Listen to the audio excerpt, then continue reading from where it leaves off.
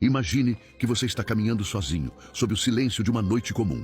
O ar está calmo, mas de repente, o céu se rasga.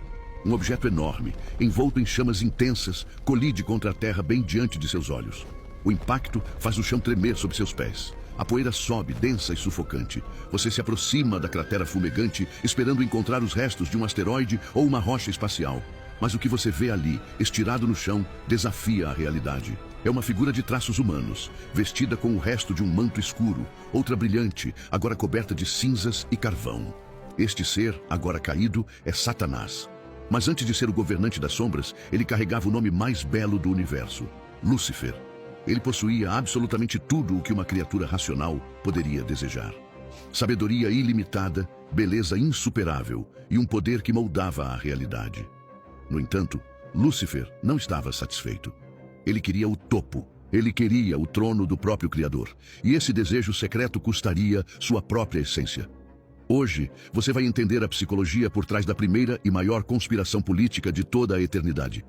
Muito antes do primeiro grão de poeira da Terra ser moldado, o universo não era este descartável que escuro. Era um plano monumental de puro espírito, ordem e luz incriada. O centro de toda a existência era o próprio trono de Deus, um lugar cercado por milhões de seres celestiais. Mas esqueça a imagem infantil de anjos com asas de penas e feições frágeis. A teologia bíblica real nos revela algo muito mais impressionante. Os textos do profeta Ezequiel e de Isaías descrevem essas criaturas como seres de fogo vivo, relâmpagos puros, detentores de uma velocidade incompreensível e uma inteligência matemática perfeita. Eles foram divididos em ordens militares e normas rigorosas: querubins, serafins, tronos e potestades. Cada grupo possuía uma função exata para manter o reino celestial em perfeita harmonia.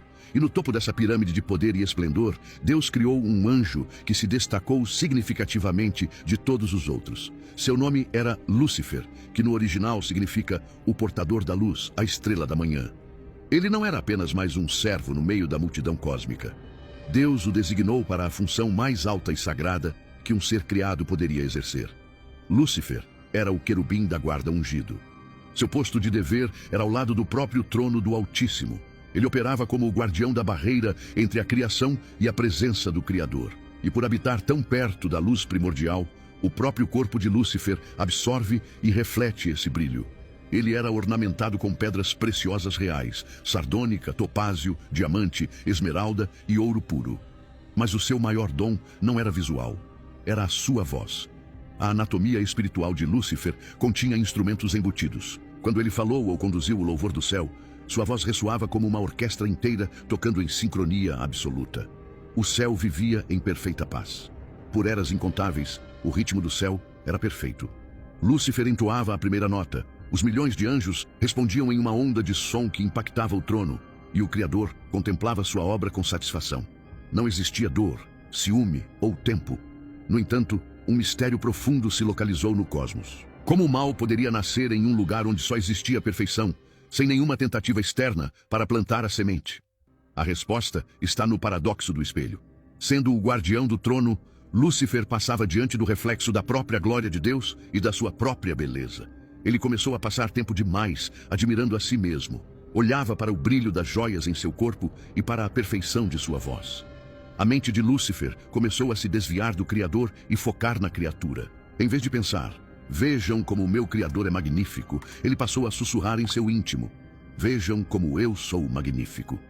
O dom, que deveria ser um canal de gratidão psicológica, transformou-se em uma armadilha.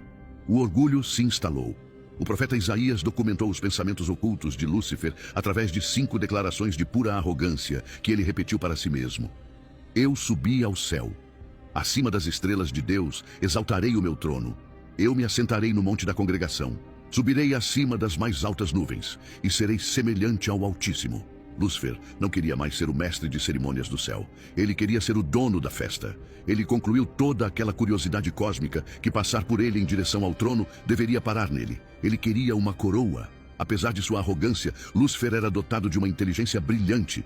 Ele sabia perfeitamente que não poderia simplesmente marchar até o trono e atacar a Deus diretamente. Ele compreende que o Criador é a fonte de toda a energia do universo. E um ataque frontal solitário seria desintegrado em 1 milionésimo de segundo. Se ele quisesse tomar o governo do cosmos, ele seria primário de uma estratégia política. Ele precisava de um exército tão massivo que pudesse rivalizar com a estrutura celestial. Foi então que o portador da luz se transformou no primeiro articulador político da história. O texto de Ezequiel 28 nos dá uma pista útil em uma palavra traduzida como comércio, mas que no hebraico original significa calúnia ou espargir barcos. Lúcifer começou a circular secretamente pelas diferentes ordens de anjos, agindo nos bastidores. Ele visitou as sentinelas em seus postos, sentou-se com os anjos guerreiros e plantou mensagens de dúvida com sua voz melodiosa e sedutora. Ele não parecia um monstruoso maligno. Ele se apresentou como um líder preocupado com a liberdade deles. Ele sussurrava: por que nós, seres tão poderosos e velozes, temos que nos submetemos a regras tão estritas dia após dia? Por que o Criador recebe toda a glória e o descanso, enquanto nós executamos todo o trabalho duro? Vocês não querem descobrir o que são realmente capazes sem esses vínculos? Lúcifer foi o primeiro aos anjos de combate, os mais fortes, oferecendo posições de generais em seu novo governo. Depois, procurei os anjos do conhecimento, afirmando que Deus estava retendo segredos profundos deles. Suas sugestões agiram como uma doença contagiosa e invisível.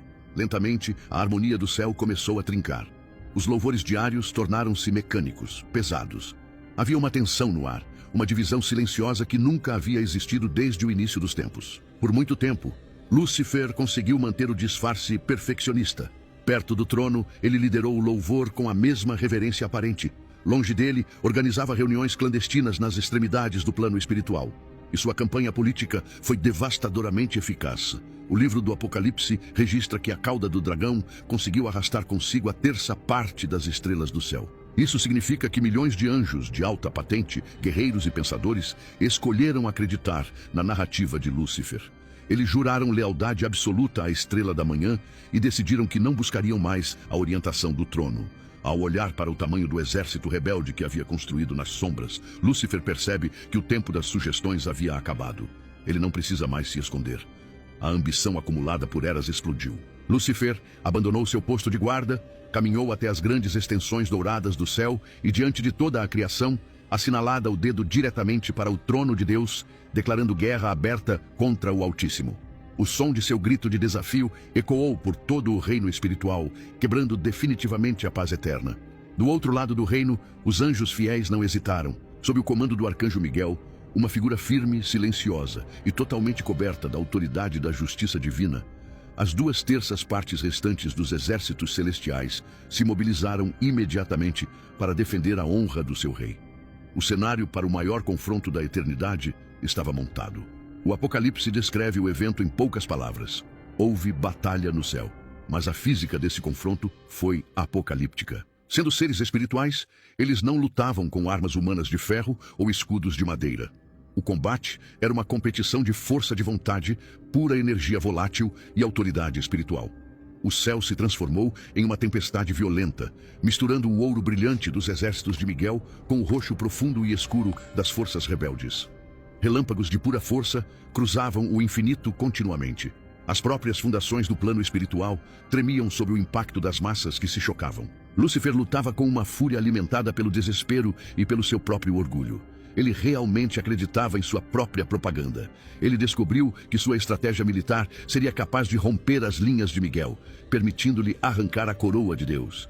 Ele avançou como um turbilhão de destruição, obliterando tudo em seu caminho com rajadas de energia corrompida. No entanto, Miguel e os seus anjos mantiveram-se firmes como uma muralha intransponível de fogo. Eles não lutaram por fama, mas pela verdade absoluta. E a grande realidade do universo começou a se importar.